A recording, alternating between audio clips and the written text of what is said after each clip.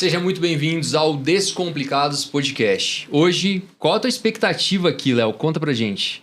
Eu tô com expectativa aqui em 1 milhão, 1 bilhão, posso dizer, cara. Tô ansioso, doido para falar sobre essa pessoa que tá aqui na minha frente. Cara, não abre a câmera ainda, não mostra aqui, né? É uma das pessoas responsáveis por eu ter quebrado metade dos meus cartões com relógio, né? E deixado de fazer um monte de besteira que eu fiz na minha vida e faço até hoje. Eu costumo dizer que você é uma pessoa sem limite, né? É, exatamente. É uma pessoa que já puxou minha orelha na internet por algumas besteiras que eu já escrevi. Mas que eu admiro demais. É um cara que tá aqui na minha frente. Nós não fala ainda, Helder. Qual que é a tua expectativa, cara, aqui hoje? A minha expectativa é a maior possível. Pra mim é o unicórnio da relojoaria. Por quê? Porque ele é raro. Todo mundo ouve falar, ele aparece de vez em quando ali, de vez em quando aqui. É quase o Leprechaun, não é? Do pote de ouro. Esse cara, ó... E aí, você sabe quem que é? Você imagina quem é? Imagina. Eu já pedi pra ele publicamente para fazer alguns cursos, que ele só fica lá nos stories. Só stories. Queremos aprender sobre relojoaria, cara. A gente não tem local. Cara, né? Só tem ele. E ele só fica nos stories some.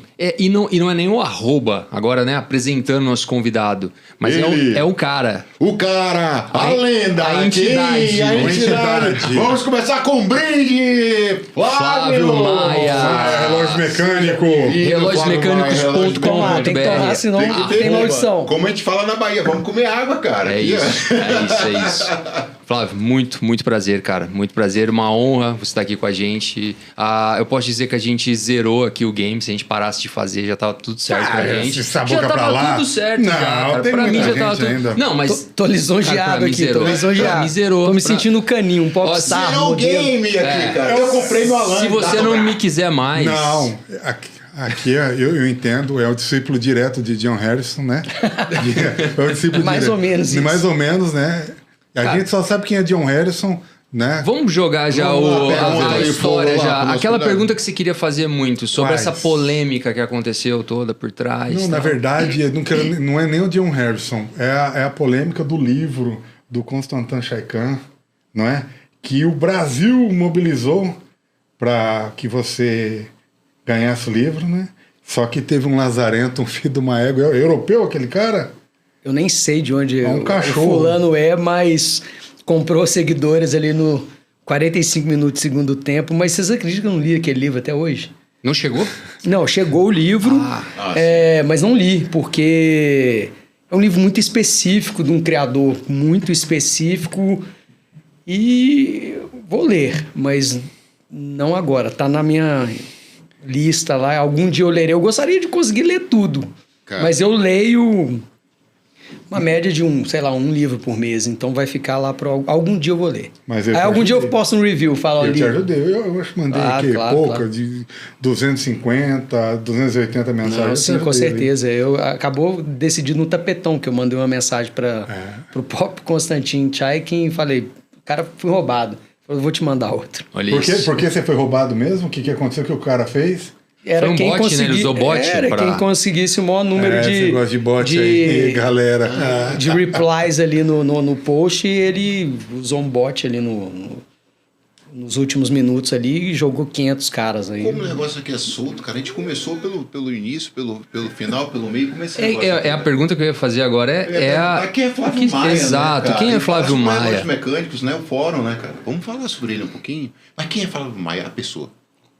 Flávio Maia, Belo Horizontino, quase 50 anos de idade, promotor de justiça, criador do Fórum Relógios Mecânicos, que eu criei no Word, tanto como o fórum quanto o blog. Em 2001? O blog ele foi criado em 2000. 2000. O Fórum Relógios Mecânicos em 2001.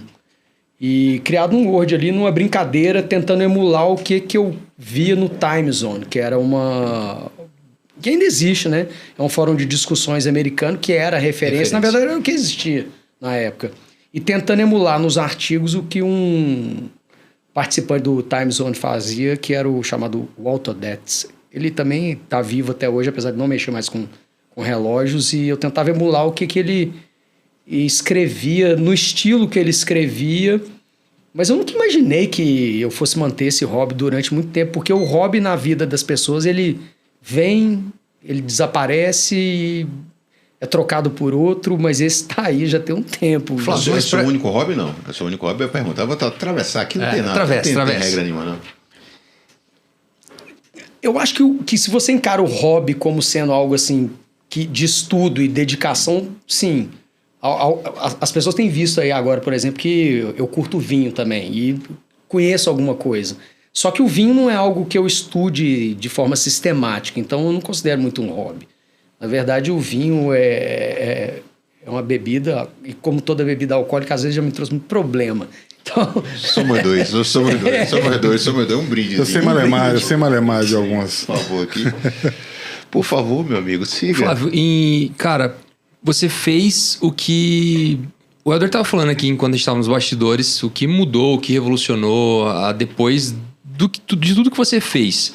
Relógios mecânicos. Você acredita que essa visão de mundo mesmo, do relógio em si, a gente tem o quartzo, a gente tem a forma de ver o mundo de relógios digitais e tal. Qual que é a história por trás do relógio mecânico para você, assim, na filosófica? Por você estar fazendo o que você faz aí há 25 anos, por que você manteve isso? Bem, isso aí é uma pergunta que já me fizeram algumas vezes e o que eu acho é o seguinte, o que me cativa até hoje, falando especificamente sobre relógios mecânicos, são 700 anos de história que englobam nessa busca por uma precisão mecânica os maiores cientistas que já pisaram em todo o planeta. E não só isso, indo além, não só os relógios mecânicos, mas toda a busca até hoje feita na física quântica, pelos grandes cientistas e por grandes ganhadores de prêmio Nobel, etc., de alguma forma ou de outra vai ter a busca por uma maior precisão na marcação do tempo dentro daquela ciência que estuda isso como algo maior. Então, assim, até mesmo o meu interesse por relógio de pulso e pela relojoaria mecânica, ele foi, com o passar do tempo, sendo pulverizado por outros assuntos. Falando especificamente, eu estou lendo um livro agora que eu esperava uma coisa e ele é A Brief History of Timekeeping, uma história pequena, não é isso que fala o livro. Helder, repete, por favor, o que é que ele acabou de falar em inglês. Eu me reservo do direito de ficar em silêncio. Por favor, continue. Mas esse livro, eu imaginava que ele fosse justamente, como a maior parte dos manuais em horologia, abordar a relojoaria mecânica. E o que ele menos diz nas suas 350 páginas é isso. Ele aborda em 200 páginas como era a marcação de tempo feito pelos nossos ancestrais de milênios. Como era feita a marcação de tempo através do acompanhamento dos astros, etc., até chegar na física quântica, até chegar na criação dos relógios atômicos, etc., e ele deve ter 30 páginas dedicadas à relojoaria mecânica.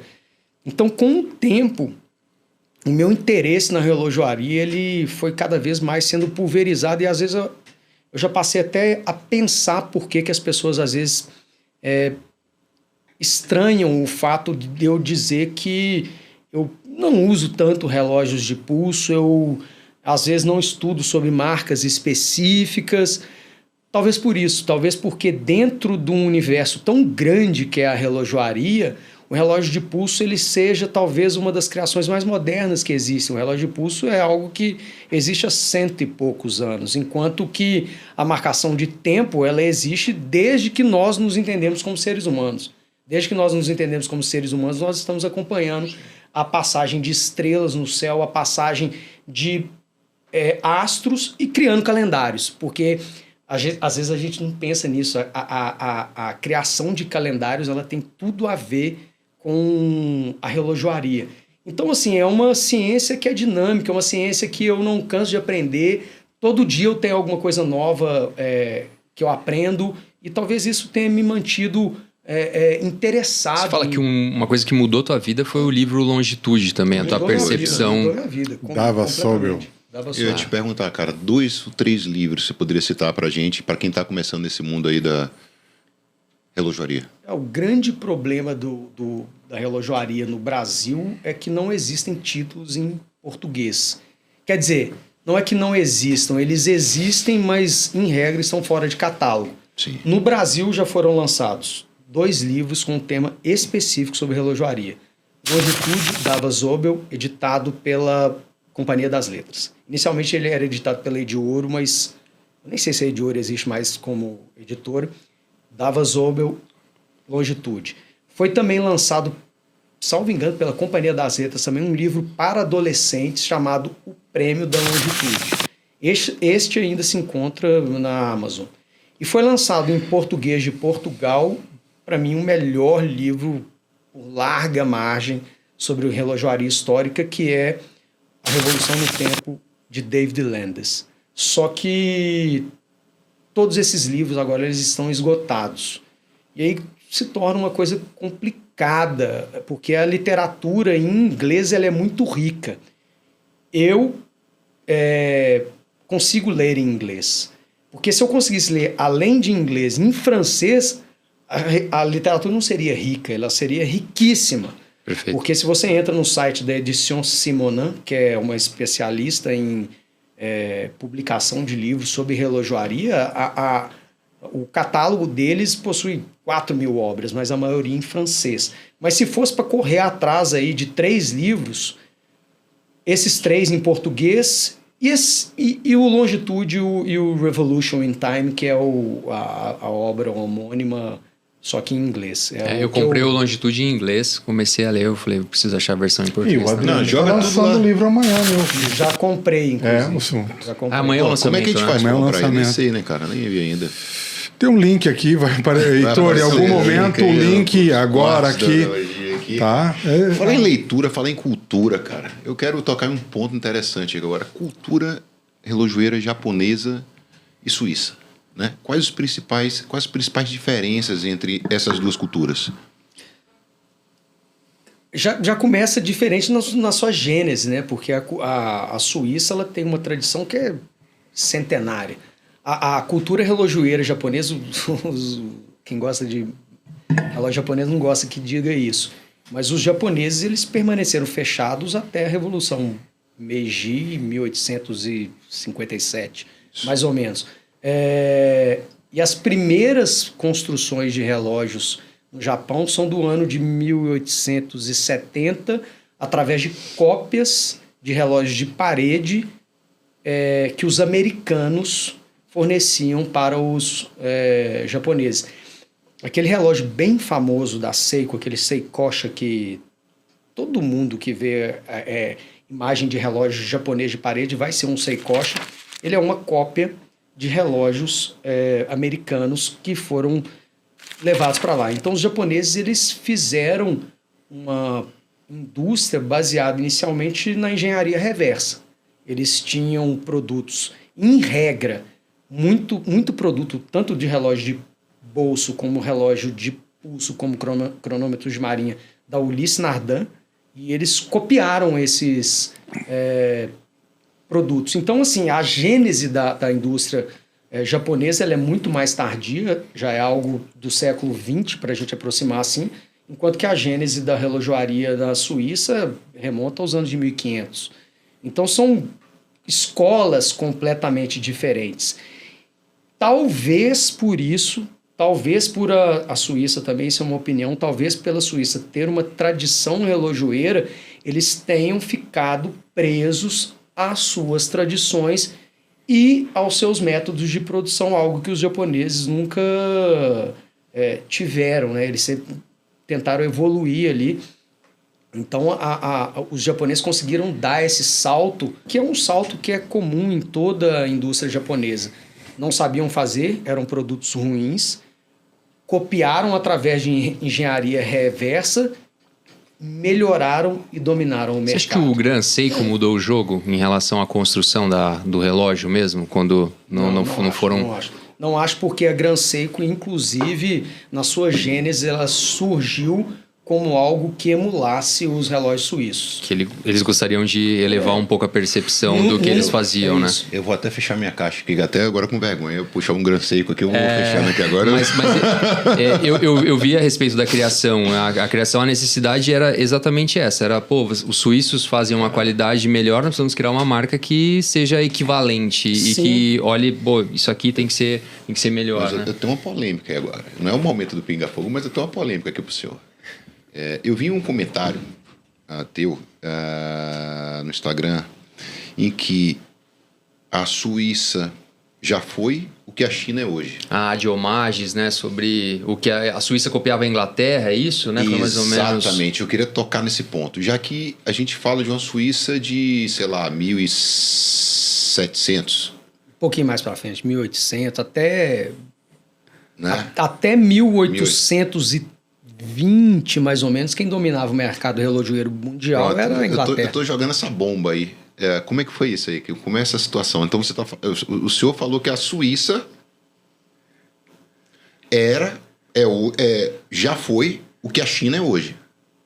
Sim, já foi. Pronto. Já eu foi. quero entender. Já foi. A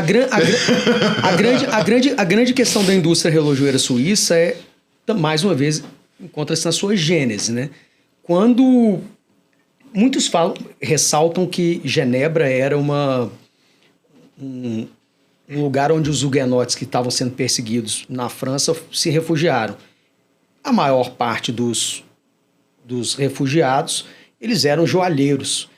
Como joalheiros em Genebra, e eles um território protestante, eles não podiam exercer os seus artifícios lá de joalheria fabricando joias, porque era contra a religião. Passaram a fabricar relógios de alto nível, etc, etc. Só que uma produção feita dessa maneira, ela não tem escala. Então, quem escalou a produção, isso já no final dos anos de 1700, foram os suíços, mas mudando o seu nível e baixando o seu nível, vamos dizer assim. Em vez de produzirem relógios de forma totalmente artesanal em Genebra, passaram a produzir nas montanhas, no Jura suíço, através de um sistema que passou a ser conhecido como etablissage, que é uma divisão de tarefas entre vários artífices pulverizados. É o sistema de produção deles mesmo. Até hoje mas com algumas modificações. E, a partir disso, eles conseguiram escalar a produção, só que eles não tinham nome.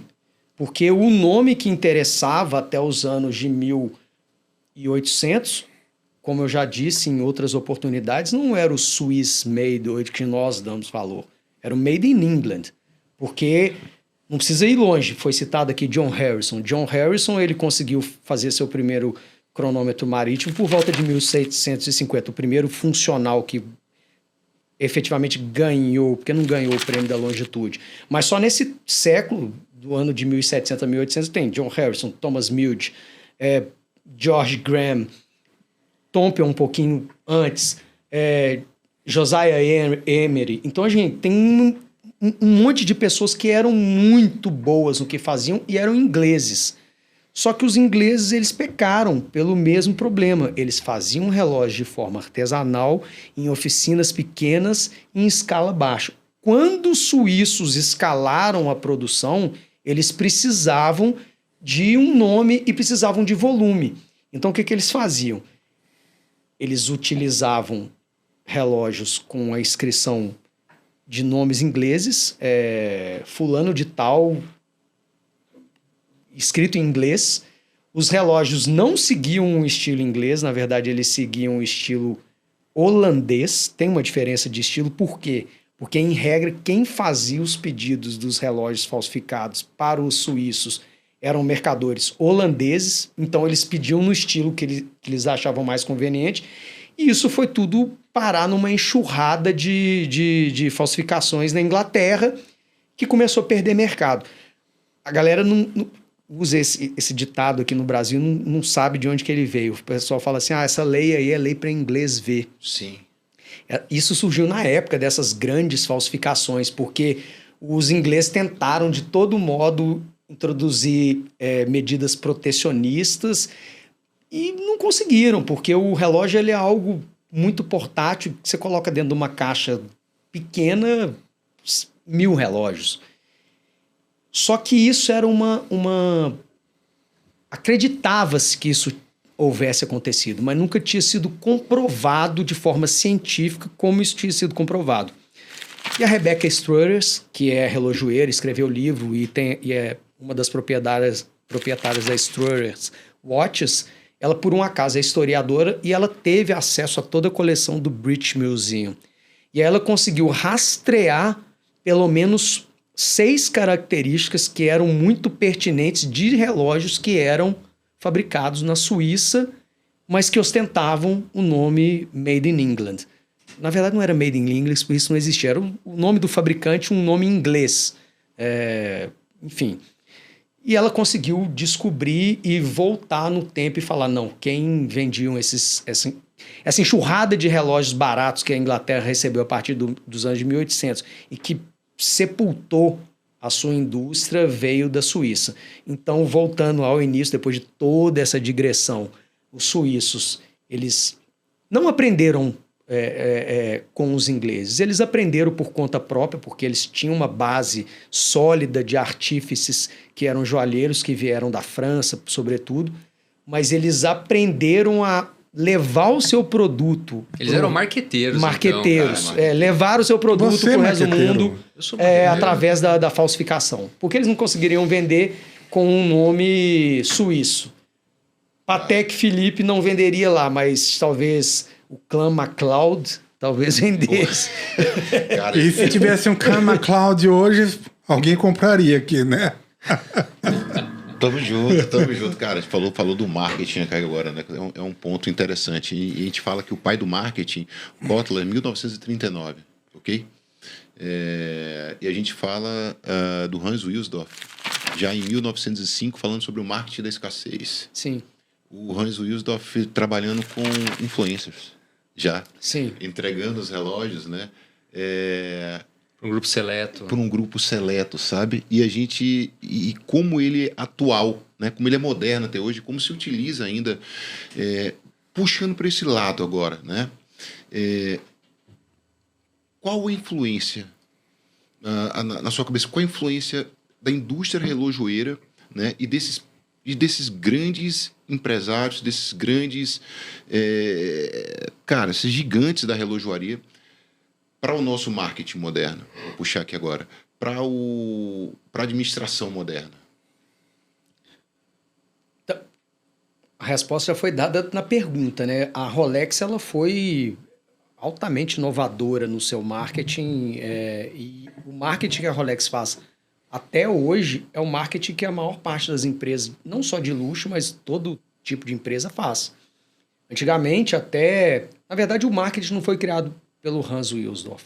O Hans Wilsdorf tinha alguns lampejos, insights, porque a bem da verdade, muitas pessoas citam essa passagem aí dos anos 20 da nadadora da Mercedes Glides atravessando. Na verdade, ela não conseguiu atravessar. O Canal da Mancha. Não conseguiu o Canal da Mancha? Ela não conseguiu atravessar. Deu cãibra. Ela não conseguiu atravessar. A propaganda da Rolex... A propaganda, ela tinha conseguido antes, mas na propaganda... Naquela propaganda que a Rolex enaltece, ela não conseguiu. O cordãozinho deu assadura aqui. Ela não conseguiu. Mas basicamente até a J. Walter Thompson, nos anos já... virada ali para os anos 60, ter assumido a direção de marketing e propaganda da Rolex, a propaganda da Rolex ela era basicamente a propaganda da Omega. Vejam só, nós temos aqui um cronômetro certificado que foi levado às competições e tirou o primeiro lugar.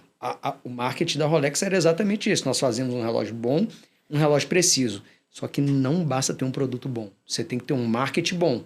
Porque a grande inovação da Rolex está aí. Em vez de enaltecer o produto, mas o produto tem que ser bom. Porque se o produto for ruim, não adianta também ter um marketing excelente. Mas eu acho que nessa era que nós estamos, a qualidade tem que ser padrão. Né? O produto ser bom deveria ser padrão. Deveria ser esse requisito, ele é básico dentro do contexto, mas eu sei que não acontece, né? Mas eu gostaria de fazer uma pergunta para ele que eu tava olhando para você, esperando essa pergunta. Desejo fazer essa pergunta e na verdade não é nenhuma novidade essa pergunta que eu tenho feito, inclusive eu já fiz essa pergunta pro Leandro Amorim, pro Greg e tenho muita vontade de perguntar. Repetida. É repetida, mas eu só quero... Boa, continue. Relógios Mecânicos deu início em 2000 e... Blog 2000. Passaram-se 25 anos, um quarto de século. E, na verdade, são duas perguntas em uma. Você tem noção do que tudo que está acontecendo hoje? Nos bastidores aqui nós começamos a dar início a essa conversa. E eu queria te perguntar, você tem noção do que está acontecendo hoje? Esse boom midiático, o que está acontecendo? Você tem essa noção? Claro. Você se sente responsável também. E você acha que isso é um legado construído? Você se alegra com tudo que está acontecendo? Cara, não vou muito longe. 100 mil influências. Há 5 anos atrás, era GMT-3. 10-10. 10 e 10 o foro, mais nada. Hoje, nós estamos quase que total. autossuficientes, né? Isso alegra o teu coração? Você imaginou isso em algum momento? Te entristece? Se você me perguntasse isso há 5 anos, eu diria que não. Hoje eu digo que sim. Apesar de eu não ser aquela pessoa que tem bilhões de seguidores. O Fórum Relógios Mecânicos, no seu auge, ele teve uma importância grande e um número de visualizações, acessos, na casa dos milhões de acessos. Eu acredito que sim, eu fico feliz porque é algo que eu venho pensando, né? Principalmente na pandemia. A pandemia ela alienou muito o consumidor de relógios. Ela alienou no sentido de transformar um produto que eu via como uma mini cápsula do tempo que carregava uma história de 700 anos, e eu estou sendo verdadeiro no que eu estou falando. Eu acredito nisso. Filosófico. Eu acredito nisso mesmo. Em algo que a gente só analisava o quanto custa. Tanto é que, com todo respeito, os primeiros perfis que surgiram ali na pandemia, eles abordavam única e exclusivamente as celebridades, os relógios que elas estavam usando e o preço daqueles relógios. E por que isso? Eu nunca, nem em meu mais distante sonho, eu imaginaria que uma Bloomberg, uma revista Veja, as grandes players aí que a gente ainda tem, fossem analisar relógios, mas em regra sob a ótica do quanto custa. O que me levou até mesmo ter que entrar nesse tipo de análise, que eu não gosto muito, mas eu passei a ler também sobre o mercado, etc. Mas, aí eu chego no lado bom. Passado aquele início ali de talvez as pessoas estarem chegando no meio ali, eu acho que as pessoas começaram a se voltar para um conteúdo mais profundo, que é o que eu sempre me dispus a escrever, sem querer ser melhor que os outros. Porque eu entendo também que tem o seu valor as pessoas que fazem esse tipo de conteúdo mais menos profundo. Mas esse conteúdo, a pessoa que consome esse conteúdo menos profundo, ela vai chegar em algum momento que ela vai consumir o conteúdo mais profundo. E aí, quando ocorreu a virada de chave, que eu comecei a ver novas fontes surgindo, discutindo essa parte do relógio de uma forma mais técnica, de uma forma mais histórica. E não só isso, o principal, eu vi na verdade no que o cara estava falando, sabe? Aquele cara que... Vocês estão aqui de exemplo. Entusiasmado, cara. O cara é apaixonado. Não tem como... É igual criança quando chora. Ela não está mentindo. Ela está chorando porque tem um motivo para estar chorando. Você não mente choro. Sim. Então, é a pessoa que curte do coração. E eu vejo isso. Apesar de eu conhecer apenas a metade, talvez, das pessoas que estão inseridas no meio ali pessoalmente, eu consigo ver ali aquela pessoa que está no business, e o business é bom também. Eu falei agora, se não tem o business, a pessoa não chega até um conteúdo profundo. Então, eu acho que tá melhorando, cara. Ô Flávio, a gente não queria... faz 10 anos que você não compra um relógio novo, né? 10 anos, 11 anos. 11 anos, cara. Eu não sei se é que tira, com exceção do FW91, né? É verdade, pra sua filha, né? Tudo. Não que eu esteja desconsiderando o FW91 como um relógio que eu acho fantástico, mas que me custou R$100. Mas a gente vai ter uma parte 2. Já tem 11 minutos, você também. 11 minutos? Não, relógio. Ah, tá. Que uma hora. E a gente queria te presentear, cara. Não é um relógio, porque a gente não quer quebrar essa regra aí, mas com uma coisa simbólica que te marcou e espero que você goste. Cara, eu sei que você tem uma paixão pelo Omega e pedimos para fazer essa medalha. Olha tem só um aqui, calibre. cara. Um 861 aqui. Exatamente, cara. Como é que vocês vão conseguir filmar isso aqui? Que massa. Cara, a gente vai, o Vitor vai filmar com Você muito gostou? carinho, cara. Pô, que massa, com hein, muito bicho? carinho, Obrigado, cara. bicho. Fizemos pra você. Obrigado. É aquilo que E- se pega na Saiba serra pelada mesmo.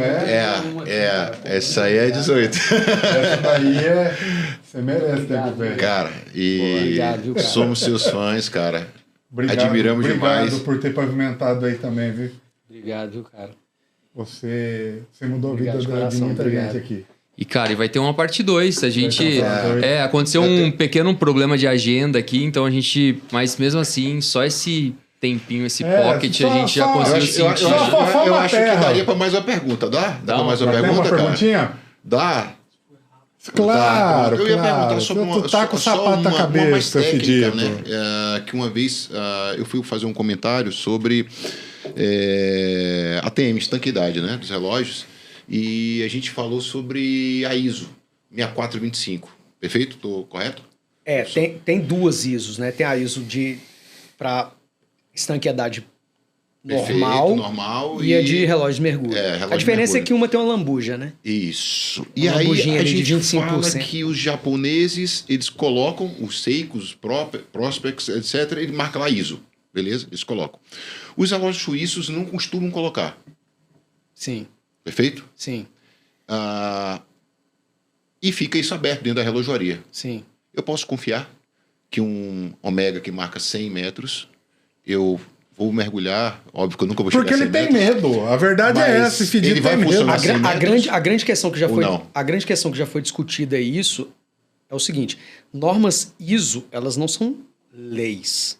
Perfeito. Não são leis. Então elas não têm efeito cogente.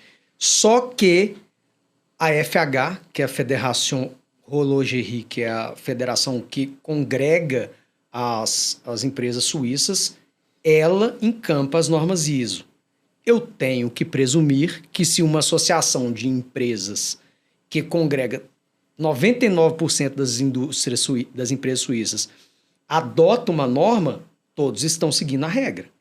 Então, se todos estão seguindo a regra e a partir do ano de 2010 ou 2011, salvo engano, a regra exige que o que está sendo mostrado ali tem que ter sido aferido em testes feitos pela empresa, vai ter que ser feito, cara. Então eu posso ficar tranquilo. Pode 3 ficar ATM, tranquilo. 30 metros. O posso grande mergulhar. problema aí é o que já foi discutido, inclusive, pelo Adriano Passarelli, e eu já discuti também com alguns relojoeiros profissionais. Eu acho que 90% não concorda comigo, que não sou um cara da prática, mas o Adriano, que é um cara da prática, ressalta as mesmas coisas que eu já disse.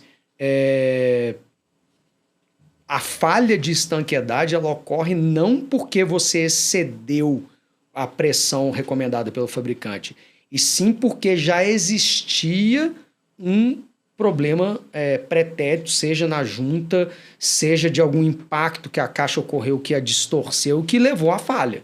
Porque se o relógio saiu da fábrica e ele foi testado, ele tem que funcionar. Agora, se você comprou ele hoje e ele vai funcionar daqui a 10 anos, aí você está Se ele fazendo caiu roleta 5 russa. vezes no meio Aí é disso, roleta russa, né? Perfeito, cara, Mas se você perfeito. saiu da empresa ontem e testou, e ele deu 100 metros, e você não quer entrar no mar com ele a 10 metros, por quê? Porque eu tenho certeza que ninguém vai entrar mais do que 5 metros, né? Nem um metro. Bom, galera, gostaram desse episódio? Foi legal pra caramba, né? Obrigado. Grande abraço. Deus abençoe. Valeu. Valeu. Valeu. Obrigado, cara.